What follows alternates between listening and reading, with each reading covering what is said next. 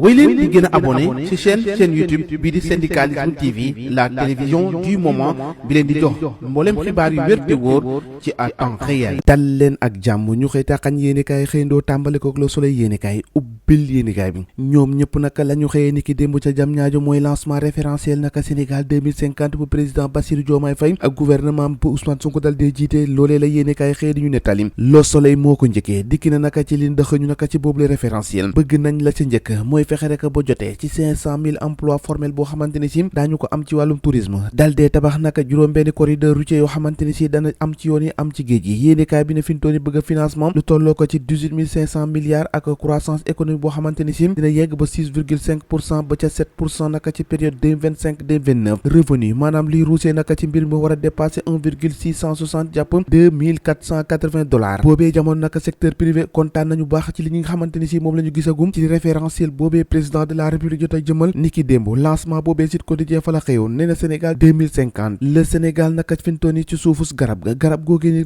guy gi ker goo xamante ni si niki démb yaakaar nañ ne Sénégal yëpp daanu ci mën a keru ak développement bi nga xamante ni moom la ñu daal dee xaar ndax président de la république naka livré na version Sénégal 2050 avec référentiel boo xamante ni si déployé nañ ci ngir fexe rek ba considérer maanaam naka daal dee dëggal naka doublement li nga xamante ni si moo di suñu solidarité fexe rek ba ñëpp jàppante su ko defee lépp luy modernité ak progrès bien-être ñu mun koo am yéenekaay bi ne loolee mooy cëslaayu nag projet bi nga xamante ni ki démb lancé nañ ko foofee ca jam ñaajo waaye enquête yéenekaay ne Sénégal 2050 présenté nañ ko ni ki démb grand projet la ak grande interrogation yoo xamante ne si jot na cee lalu yéenekaay bi xëy samp si ab laaj bokk na ci nag grande ligne yi nga xamante ni si fësal nañ ko ni ki démb analyse yu mag yi nga xamante ni si Moubarak Lo ak Maysa Babou def nañ ko seeni xam-xam màcc ci mbir mi tàqar nañ ko de ndax da jàpp nañ ne fi mu toll nii am na si bëri loo xamante ni si bu ñu ko tegee réew mi mun na fee jaare suqaliku opposition bi ndax dinañu mën a nangoom déet dut yi nga xamante ni société civile am na ko yéenekaay bi di si yokku ne nee na profit des hommes du projet Victor Ndiaye Souleymane Diallo ak Cheikh Modou Thiam daanaka bokk na si ñi nga xamante ni si ñoo gën a daaj projet bi nga xamante ni président nañ ko nekki démb foofee ca jam ñaaju Walfadjri yéenekaay ne Sénégal horizon 2005 enfin la position magique génn gars yi nee na fi ñu toll naka lañ doon xaar yegg si na Bougane le projet de Pastef n'a jamais existé nee na lañ doon ree boobu ak léegi ni projet de projet loolee mosul am léegi gars yi ne am na si lu bëri loo xamante ni si privé local bi ñu ngi koy xaar de projet de campagne électorale ñu bëri moom lañ jàpp ndax fi ñu toll naka gaañ dañoo bëgg a dem campagne électorale campagne loolu bu fexe rek ba am majorité ci assemblée nationale yéenekaay bi la dépêche ne boobee jamono naka débordement fleuve Sénégal naka foofee ca Bakel yéenekaay bi ne ñoo ngi dund lu métti